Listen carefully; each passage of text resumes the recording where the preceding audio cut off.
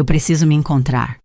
Ele disse isso numa terça-feira de manhã com a xícara de café entre as mãos, como se estivesse comentando o trânsito. Eu estava na cozinha com a mamadeira morna encostada no pulso, testando a temperatura do leite.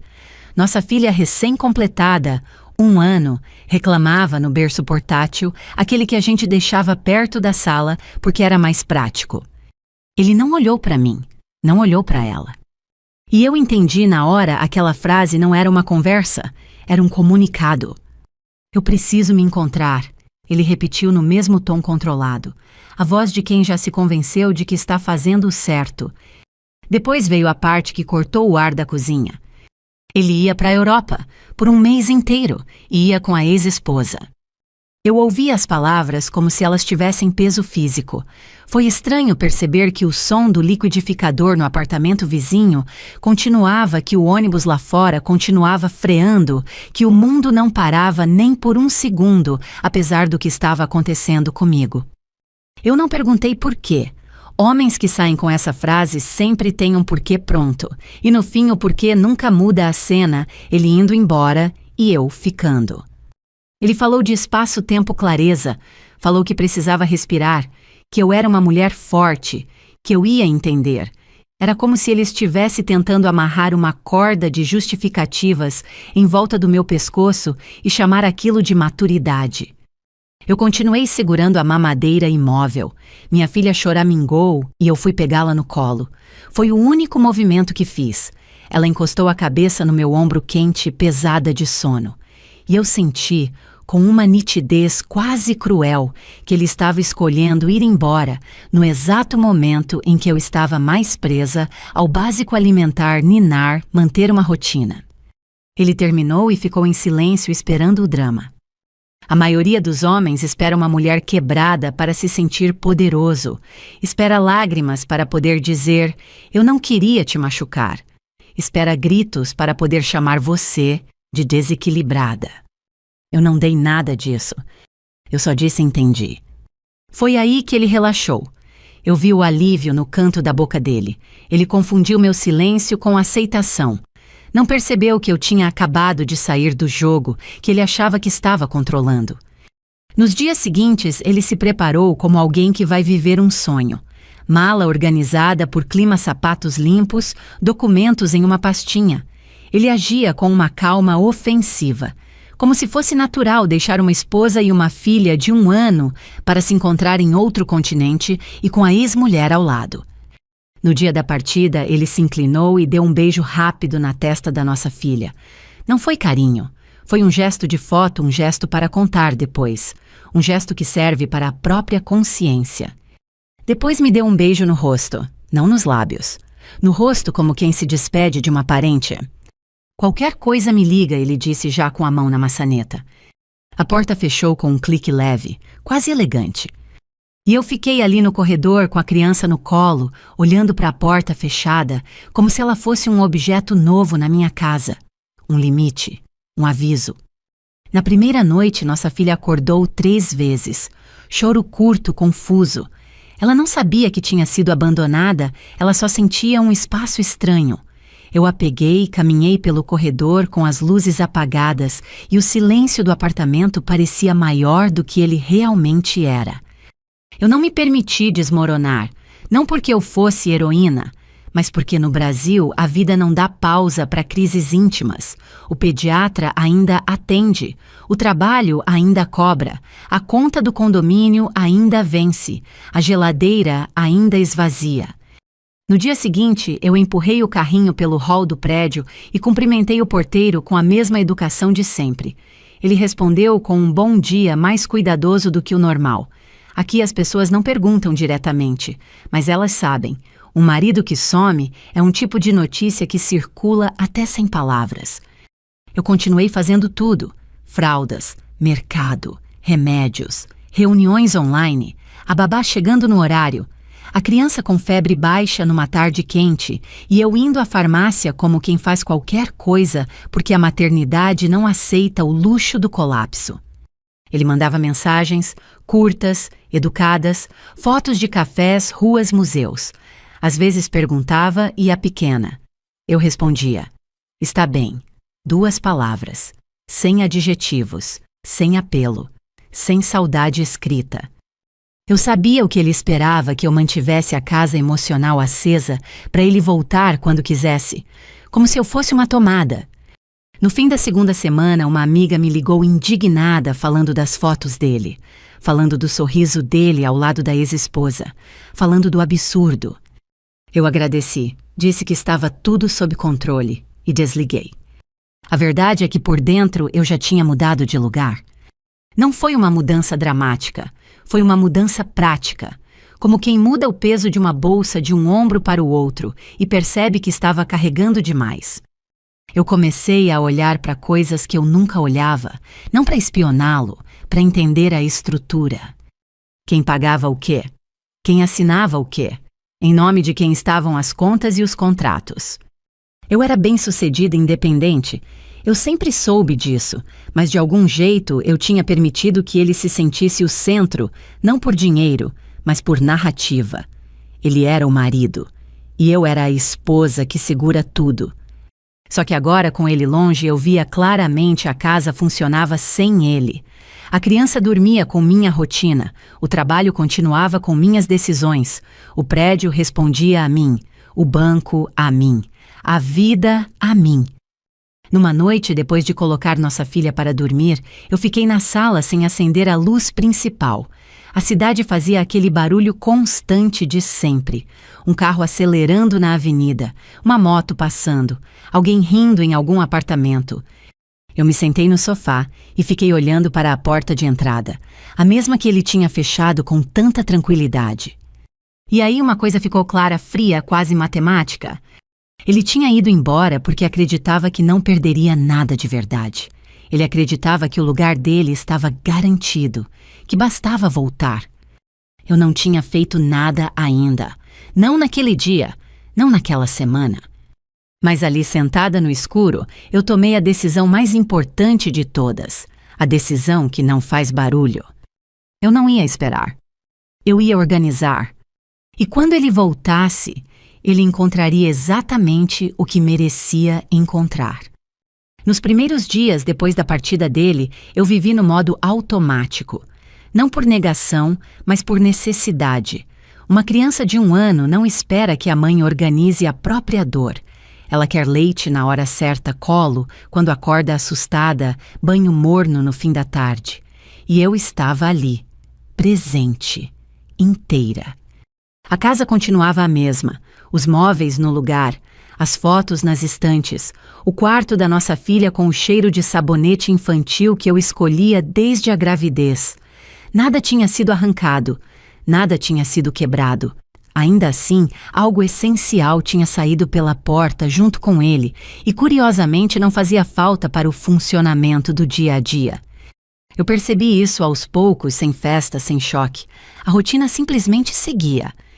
Acordava cedo, preparava o café, organizava a bolsa da criança, conferia mensagens do trabalho.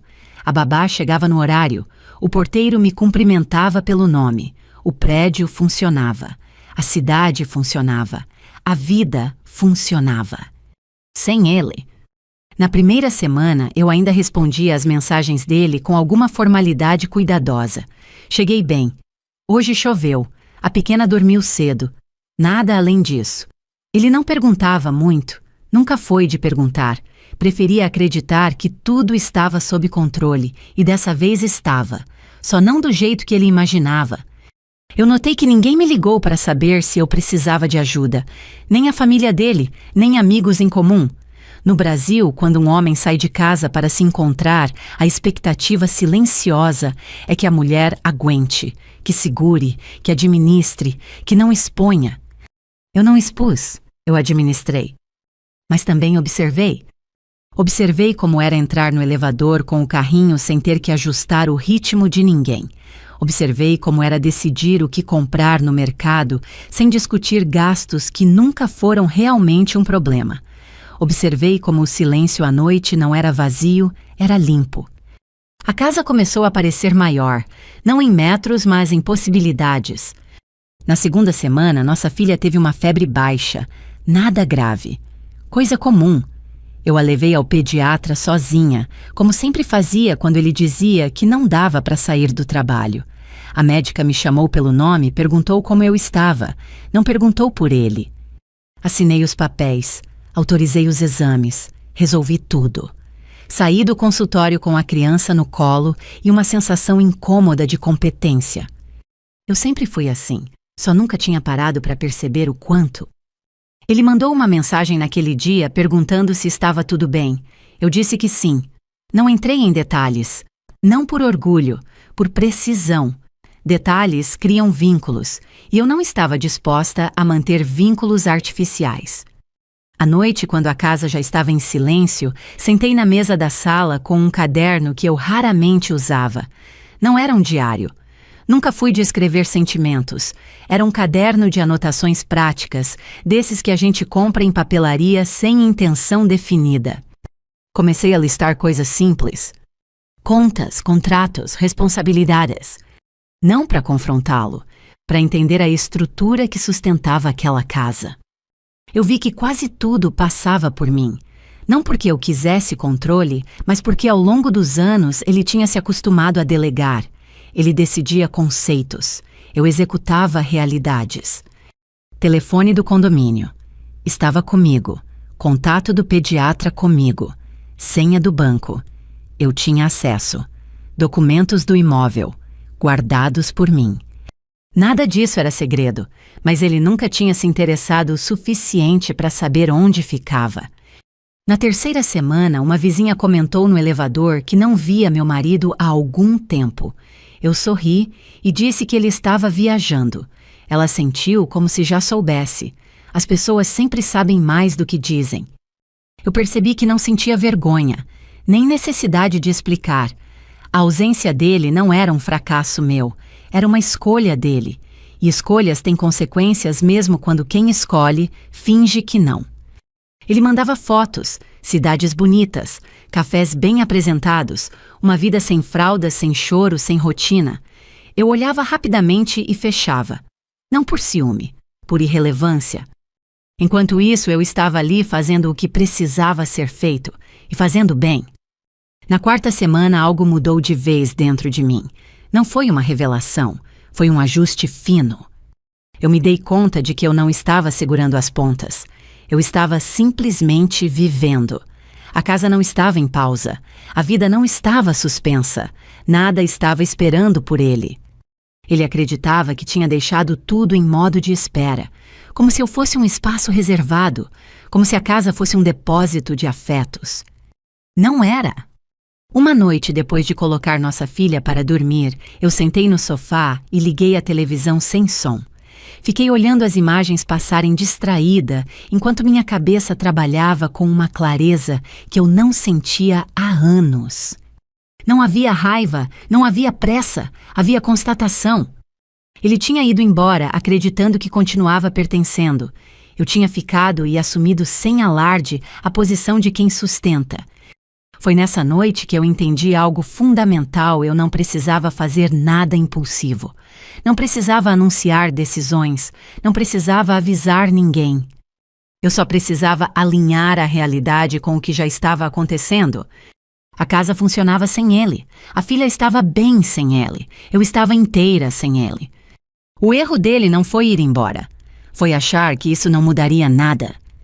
Quando ele avisou com naturalidade que voltaria no fim daquela semana, eu li a mensagem com a mesma neutralidade com que lia um lembrete de consulta médica.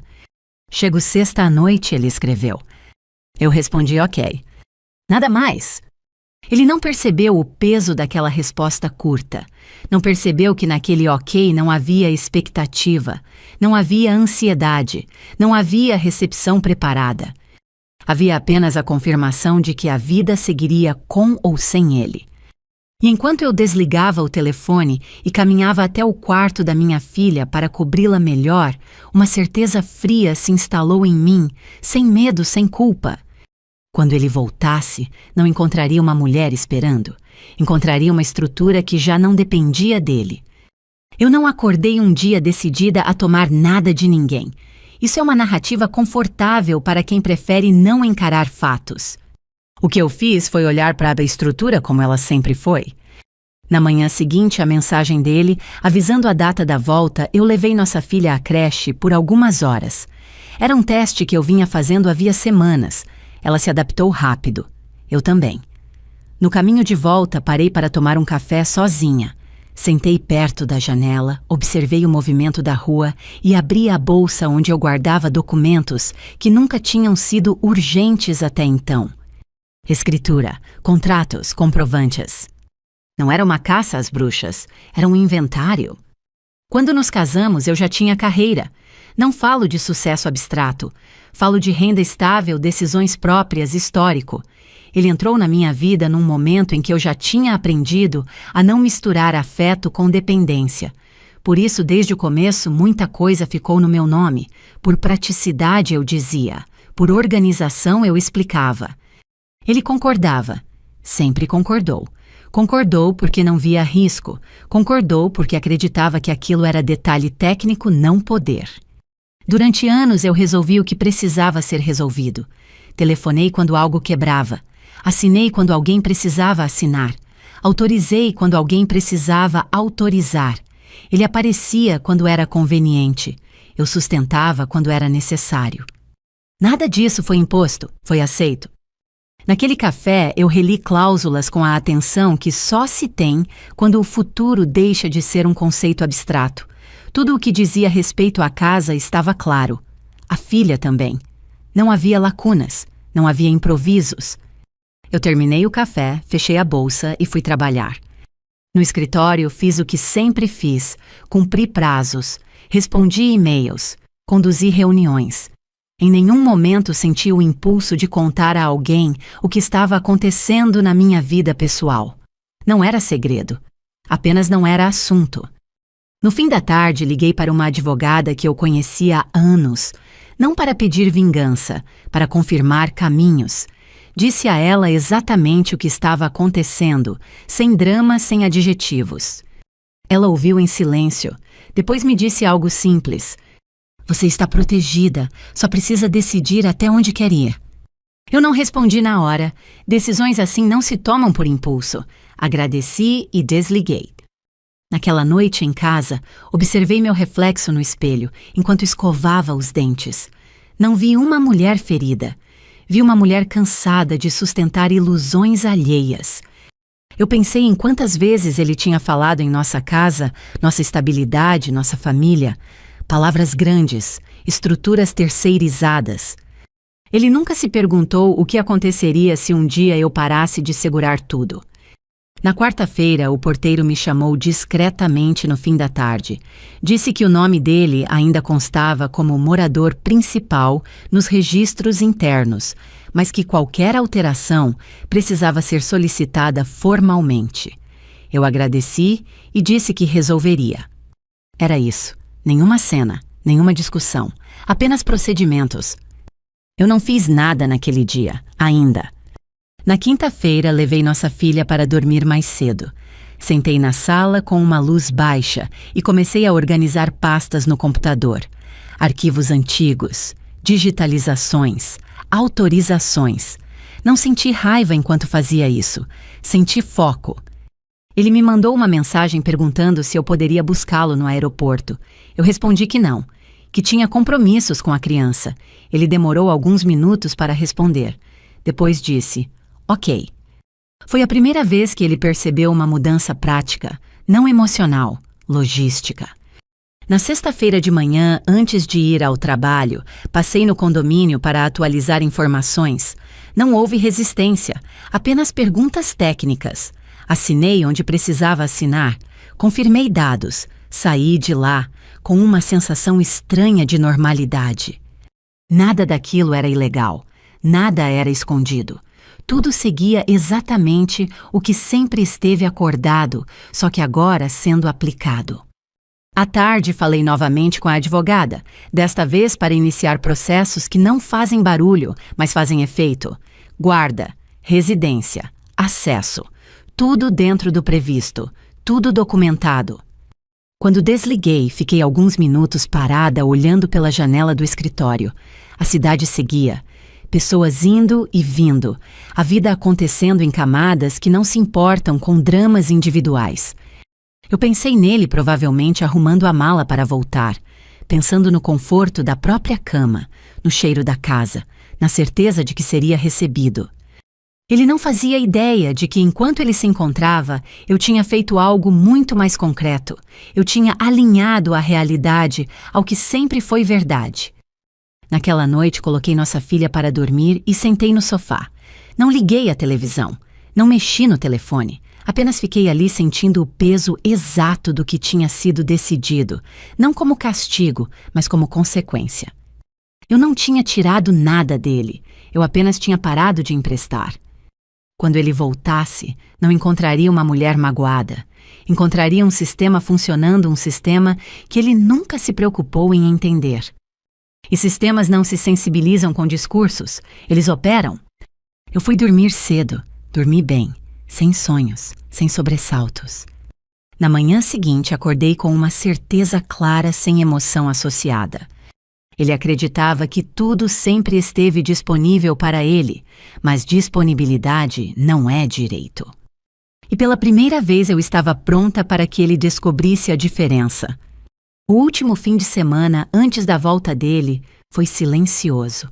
Não aquele silêncio tenso que antecede uma briga, mas um silêncio organizado, quase administrativo. A casa estava limpa, não por ansiedade, mas por hábito. Eu sempre gostei de deixar tudo em ordem no domingo à noite, como se isso facilitasse a semana. Nossa filha brincava no tapete da sala, espalhando blocos coloridos. Eu a observava enquanto dobrava roupas pequenas demais para alguém que já tinha vivido tantas mudanças em tão pouco tempo. Ela não sabia de nada, não precisava saber. Crianças sentem estabilidade antes de entender palavras. Naquele domingo eu não fiz listas. Já tinha feito todas. Não liguei para ninguém. Tudo que precisava ser ligado já estava ligado. O que precisava ser assinado já tinha sido assinado. O que precisava ser comunicado já tinha sido comunicado. O resto era apenas espera. Na segunda-feira fui trabalhar como sempre. Cheguei cedo, saí no horário. Resolvi problemas que não tinham relação alguma com minha vida pessoal. Isso me deu uma sensação estranha de normalidade. Enquanto algumas pessoas imaginam vingança como algo impulsivo e dramático, a minha se parecia mais com um processo bem conduzido. Recebi uma ligação da advogada no meio da tarde. Nada urgente, apenas para confirmar que tudo estava devidamente protocolado e que a partir daquele momento, qualquer alteração precisaria seguir os novos termos. Eu agradeci e desliguei. Não fiz comentário algum depois disso. Na terça-feira, o porteiro me cumprimentou com o mesmo respeito de sempre. Disse apenas que o cadastro do apartamento havia sido atualizado conforme solicitado. Eu respondi com um obrigada e segui com o carrinho até o elevador. Não houve perguntas. Não houve curiosidade excessiva. No Brasil, as pessoas sabem quando não devem se meter. Naquela noite, ele mandou uma mensagem dizendo que estava arrumando as malas para voltar. Usou um tom leve, quase animado. Falou do voo, do horário de chegada, do cansaço da viagem longa. Não perguntou se eu estava bem. Não perguntou se a casa estava pronta. Apenas avisou. Eu li e não respondi imediatamente. Não por estratégia, apenas porque estava dando banho na nossa filha. Depois respondi com uma única palavra: ok. Não havia mais nada a ser dito. Na quarta-feira, resolvi algo que vinha adiando havia anos. Mudei pequenas rotinas que sempre tinham sido moldadas para acomodá-lo. Horários, espaços, detalhes domésticos que parecem insignificantes, mas que no fundo são concessões silenciosas. A casa começou a refletir apenas quem realmente a habitava. Na quinta-feira, organizei os documentos mais importantes em uma pasta discreta, não para mostrá-los, para tê-los à mão. Pessoas maduras sabem que segurança não é ostentação, é preparo. Ele ligou naquela noite. A voz parecia cansada, mas tranquila. Perguntou da filha. Eu disse que ela estava bem. Falou que sentia falta da casa. Eu ouvi em silêncio. Ele falou mais um pouco como se estivesse testando o terreno, como se esperasse encontrar alguma abertura emocional. Não encontrou. Quando desligamos, eu fiquei sentada por alguns minutos, olhando para o telefone apagado. Não senti vitória, não senti medo. Senti apenas a confirmação de que ele ainda não tinha entendido nada. Na sexta-feira de manhã, acordei cedo. Preparei o café, arrumei nossa filha, levei-a à creche. No caminho de volta, passei rapidamente no banco para resolver um detalhe técnico que não tinha urgência, mas que eu queria deixar resolvido. Saí de lá com a sensação de que tudo estava exatamente onde deveria estar. À tarde, trabalhei até mais tarde do que o habitual. Não porque fosse necessário, mas porque eu queria chegar em casa quando tudo já estivesse pronto. Não para recebê-lo, mas para estar no controle do meu próprio tempo. Quando cheguei ao prédio, o porteiro me cumprimentou e fez um comentário neutro sobre o movimento do aeroporto naquela noite. Eu assenti. Ele não precisava dizer mais nada. Subi, entrei no apartamento e fechei a porta atrás de mim. A casa estava silenciosa. A luz do fim de tarde entrava pela janela da sala, iluminando o tapete onde nossa filha costumava brincar. Tudo estava no lugar. Não havia nada de novo, e ao mesmo tempo, tudo tinha mudado. Preparei algo simples para o jantar, não porque esperasse companhia, mas porque era o horário habitual. Comi sozinha sem pressa, depois sentei no sofá e esperei. Eu sabia exatamente o que iria acontecer. Não nos detalhes, mas na essência. Ele chegaria com a certeza de que o retorno apagaria a ausência, que bastava atravessar a porta para retomar o papel que ele nunca questionou. Essa era a última ilusão que ainda precisava cair. Pouco antes do horário previsto do voo, recebi uma mensagem dele dizendo que já estava no caminho. Não respondi. Não havia necessidade. Tudo o que precisava ser comunicado já estava comunicado, só não por palavras. Eu coloquei nossa filha para dormir. Esperei até que sua respiração ficasse lenta, regular. Beijei sua testa e apaguei a luz do quarto. Depois sentei na sala com as mãos apoiadas nos joelhos e respirei fundo uma única vez. Não havia nervosismo, apenas atenção. Aquela não era a noite de uma discussão. Era a noite de uma constatação.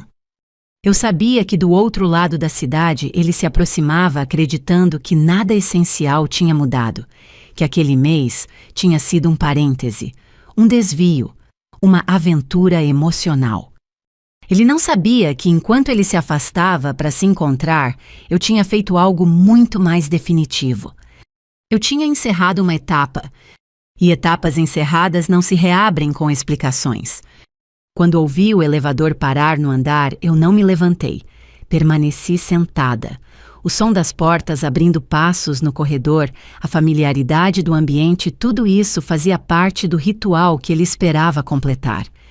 Mas o ritual não era mais o mesmo. A casa estava pronta. Eu estava pronta. E ele estava prestes a entender finalmente o que significa sair, achando que nada será perdido. Ele chegou por volta das 10 da noite. Eu soube porque o celular vibrou no braço do sofá. Uma mensagem curta: cheguei. Não respondi. Alguns minutos depois, ouvi passos no corredor. Passos conhecidos. O som da mala sendo arrastada, a pausa diante da porta, o gesto automático de procurar as chaves. Eu permaneci sentada em silêncio, como quem assiste a algo que já foi decidido antes de começar. O primeiro som que veio não foi a porta abrindo, foi o silêncio. Depois um leve ruído metálico, ele tentando outra vez. Eu imaginei o rosto dele naquele instante. A concentração mecânica de quem acredita que houve apenas um erro técnico, nada além disso. Afinal, aquela sempre tinha sido a casa dele. Aquela porta sempre tinha se aberto para ele. Ouvi o telefone tocar no corredor. O porteiro. Ele respondeu com a voz ainda controlada, mas já um pouco mais tensa. Disse seu nome. Disse o número do apartamento. Disse que devia haver algum engano. Houve uma pausa, longa o suficiente para eu saber que não havia engano nenhum. A conversa terminou rápido. Ele desligou sem se despedir. Ficou alguns segundos parado ali fora, imóvel. Eu sabia disso porque o corredor ficou completamente silencioso. Nenhum passo, nenhum movimento. Depois ouvi o telefone vibrar novamente. Desta vez dentro de casa. Era ele ligando para mim. Eu não atendi. Esperei. Não por crueldade, mas porque certas coisas precisam ser vistas antes de serem explicadas. Alguns minutos depois, a campainha tocou, uma única vez, não insistente, quase respeitosa.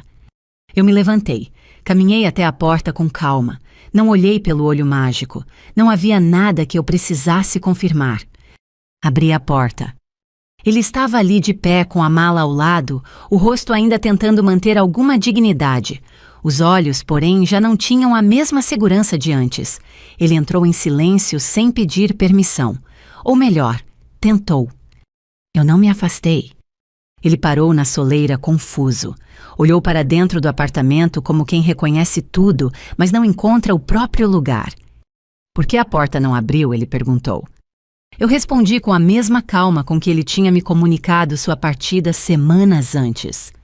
Porque você não mora mais aqui. Ele franziu a testa como se eu tivesse falado em outra língua. Olhou em volta procurando algum sinal de brincadeira, de exagero, de cena emocional. Não encontrou nada. A casa estava exatamente como sempre esteve.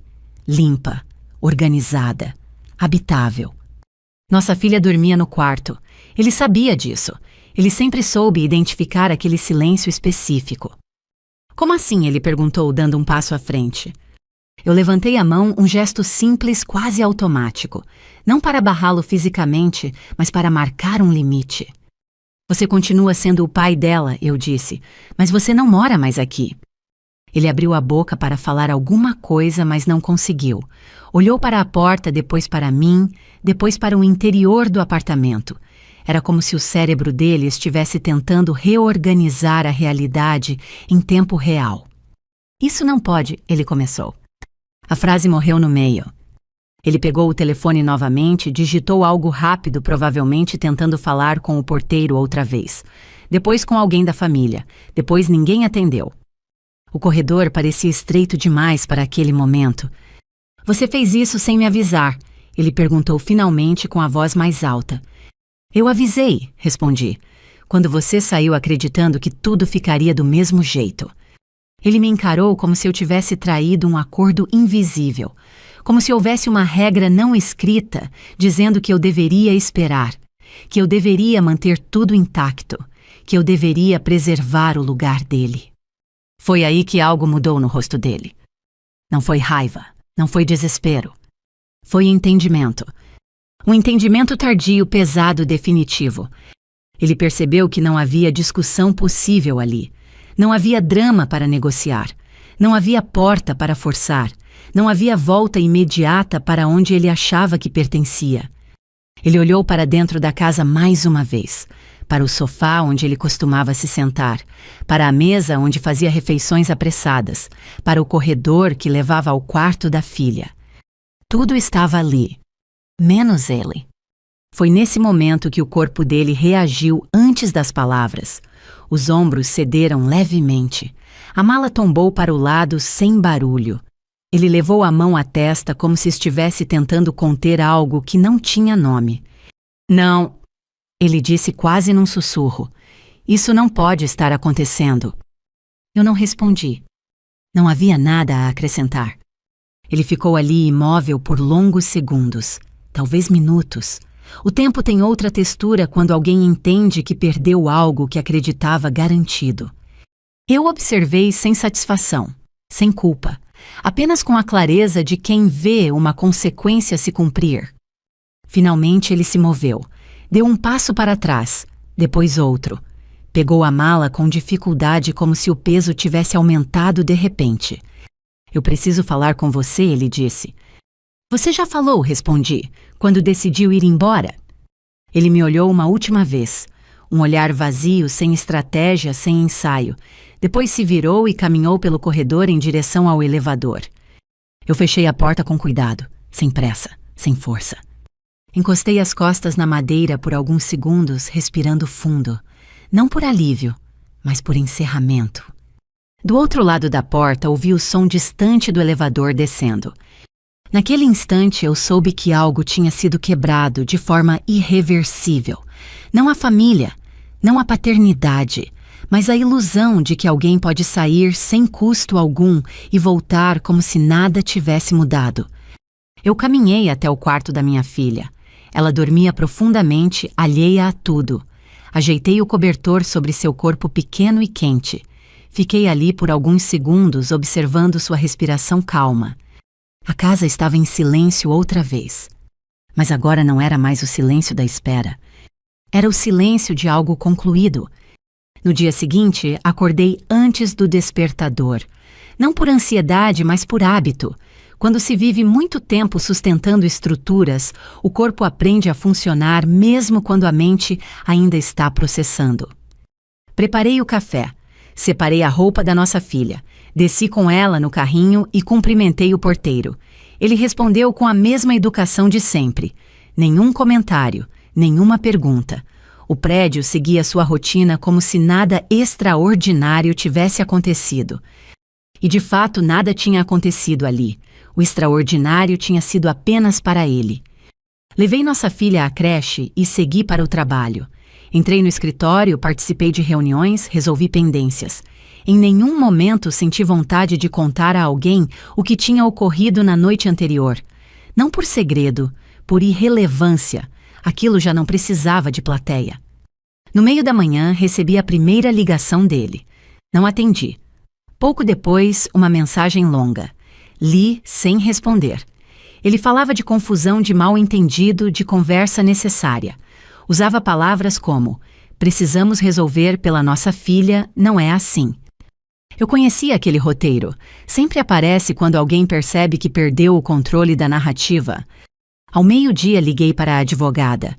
Não para pedir novas ações, mas para informar que a situação tinha avançado exatamente como previsto.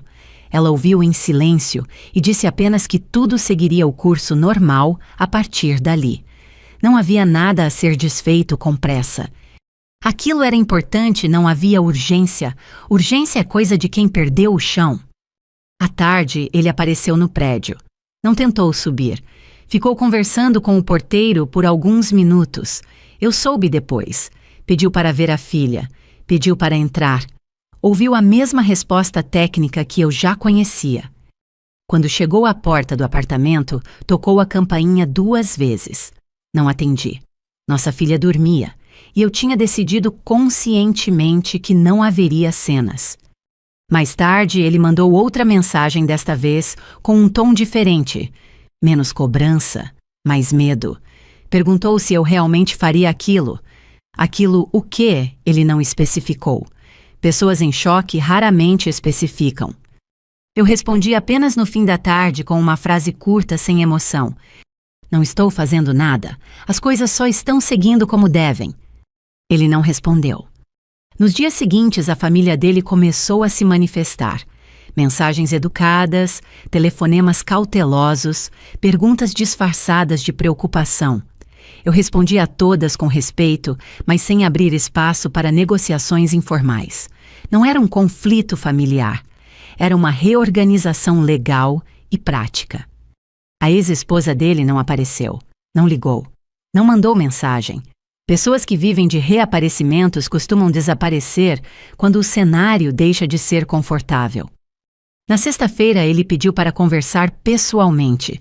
Sugeriu um café, um lugar neutro. Eu aceitei. Não por obrigação, por maturidade. Nos encontramos em um café discreto no meio da tarde. Ele chegou antes de mim. Estava diferente. Não abatido, reduzido.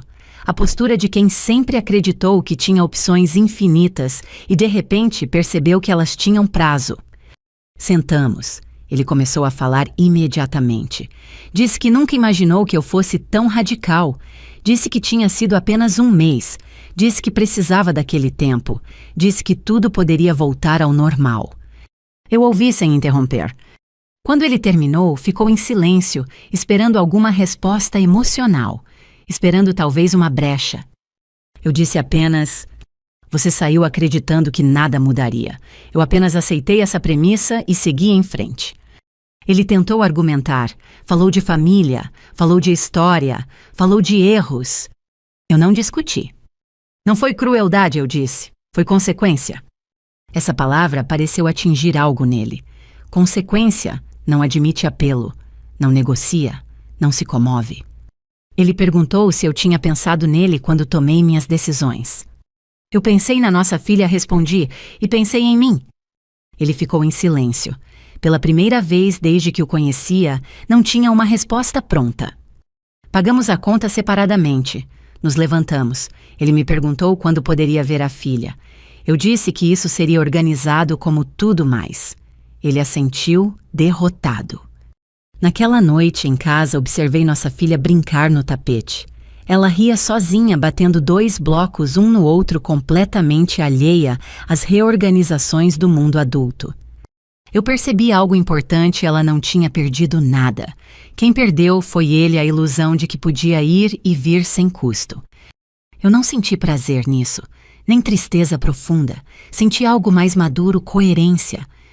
Quando se constrói uma vida baseada em escolhas unilaterais, não se pode exigir estabilidade coletiva. Ele tinha escolhido ir embora para se encontrar. Eu tinha escolhido não desaparecer enquanto ele fazia isso. E agora cada um estava exatamente no lugar que tinha construído. A casa continuava funcionando, a rotina continuava firme, a vida seguia. Sem gritos, sem escândalos, sem retorno mágico. A vingança, percebi então, não estava em tirar algo dele. Estava em não devolver o que ele achou que sempre estaria disponível. Depois daquele encontro no café, algo se acomodou dentro de mim. Não foi alívio imediato, nem euforia. Foi uma sensação mais discreta, quase física, como quando o corpo finalmente encontra uma postura que não dói. A vida não ficou mais fácil, ficou mais clara. Os dias seguintes seguiram um ritmo novo, mais firme. Acordar cedo, preparar o café, arrumar nossa filha, levá-la à creche, trabalhar, voltar para casa. Tudo parecia igual por fora, mas havia uma diferença essencial. Eu não estava mais sustentando expectativas que não eram minhas. A casa ganhou outra dinâmica, não por ausência, mas por precisão. Cada objeto tinha função, cada horário tinha sentido. Eu não precisava mais ajustar meus movimentos para caber em alguém que só aparecia quando era conveniente. Nossa filha crescia rápido. Começava a ensaiar palavras, a apontar para tudo, a rir com facilidade. Eu a observava com uma atenção silenciosa, consciente de que aquela fase não voltaria. E pela primeira vez, eu não dividia esse tempo com frustrações ocultas. Eu estava inteira ali. Ele passou a ver a filha em dias e horários combinados. Chegava pontualmente, saía sem prolongar despedidas. Não havia discussões, não havia improvisos. Tudo funcionava melhor assim até para ele. A previsibilidade tem um efeito educativo que palavras não alcançam. Às vezes eu percebia o desconforto dele diante da nova ordem, não pelo que tinha perdido materialmente, mas pelo que já não podia controlar. Ele não opinava mais sobre decisões cotidianas, não questionava rotinas, não interferia. A ausência de voz pesa mais do que qualquer confronto. No trabalho, minha concentração melhorou. Eu percebia isso nos detalhes: menos erros, decisões mais rápidas, menos necessidade de justificar escolhas. Quando não se carrega um conflito constante para dentro do escritório, o pensamento flui com mais precisão. Algumas pessoas começaram a comentar que eu parecia diferente, mais calma, mais distante talvez. Eu não corrigia. Distância naquele momento não era frieza, era limite. À noite, depois de colocar nossa filha para dormir, eu costumava sentar na sala por alguns minutos, sem telefone, sem televisão. Não para refletir profundamente, mas para sentir o silêncio. Um silêncio que não pedia nada. Um silêncio que não cobrava. Eu pensei algumas vezes no que teria acontecido se eu tivesse reagido de outra forma. Se tivesse implorado, se tivesse brigado, se tivesse aceitado aquele mês como uma pausa legítima, não com arrependimento, mas com curiosidade analítica. O resultado seria outro, e não seria melhor. Ele ainda tentava ocasionalmente puxar conversas que não tinham mais lugar, comentava lembranças, fazia perguntas vagas sobre o futuro. Eu respondia com educação, mas sem abrir portas. Portas que se fecham por necessidade não devem ser reabertas por nostalgia. Não havia ódio em mim. Isso foi o que mais me surpreendeu. Eu não sentia vontade de punir, de humilhar, de provar nada. Eu sentia apenas a firmeza de quem entendeu tarde, talvez, mas definitivamente onde termina a responsabilidade de um adulto pelo outro.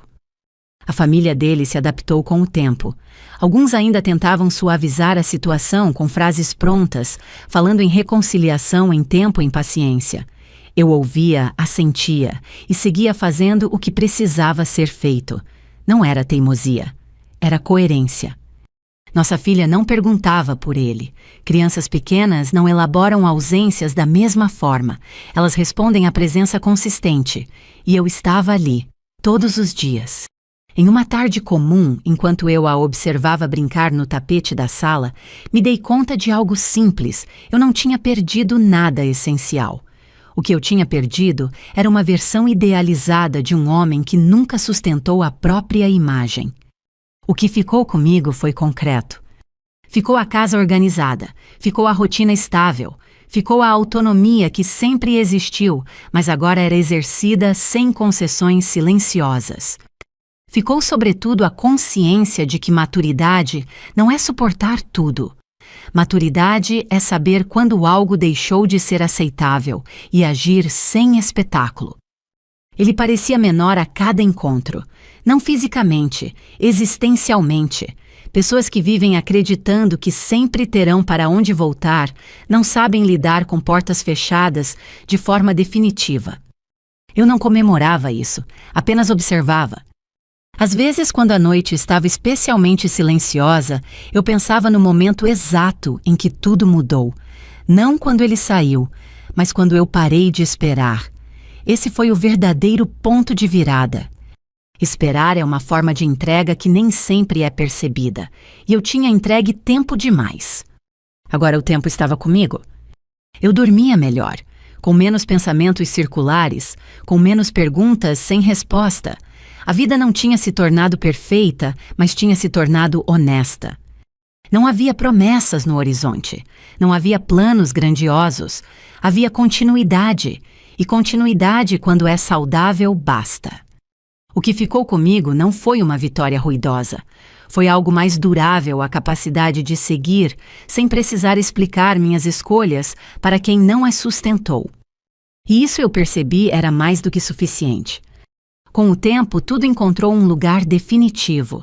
Não um lugar feliz no sentido romântico da palavra, mas um lugar estável que é muito mais raro. A vida não voltou a ser como antes, e isso nunca foi o objetivo. Nossa filha crescia firme e segura, acostumada a uma rotina clara. Sabia onde dormia, quem a buscava, quem decidia. Crianças não precisam de discursos, precisam de constância, e isso eu garanti.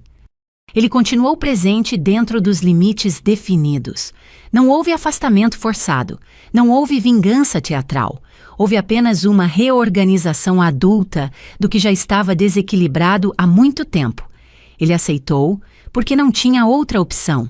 Não se aceita o inevitável por maturidade, mas por falta de alternativas. Em um dos últimos encontros formais, ele tentou dizer algo que parecia ensaiado.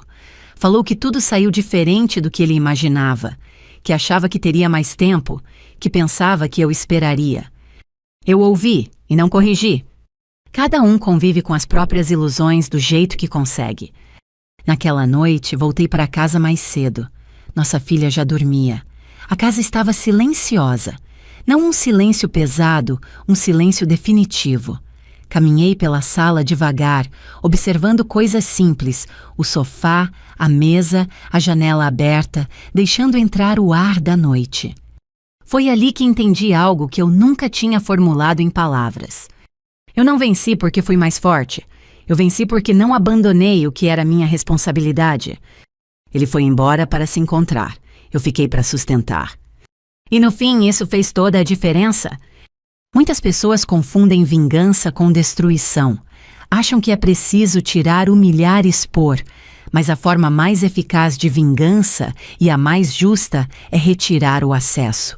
Não ao afeto, ao conforto garantido, a certeza de que alguém sempre estará ali para segurar o que você larga.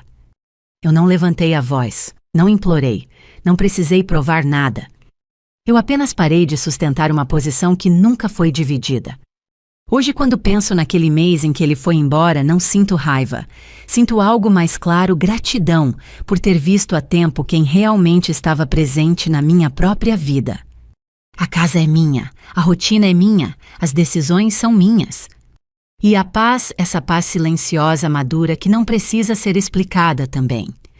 Se você está ouvindo esta história no Brasil, talvez reconheça detalhes, situações, silêncios. Se você está em Portugal ou em qualquer outro país da União Europeia, talvez reconheça sentimentos parecidos. Relações mudam, mas a dignidade tem o mesmo peso em qualquer lugar. Se esta história tocou você, de alguma forma reflita. Se quiser, compartilhe. Se sentir que não está sozinho ou sozinha, deixe um comentário. E se ainda não se inscreveu, fique por aqui. Outras histórias também precisam ser ouvidas. Porque às vezes a maior virada da vida não acontece quando alguém vai embora. Acontece quando você decide não desaparecer junto.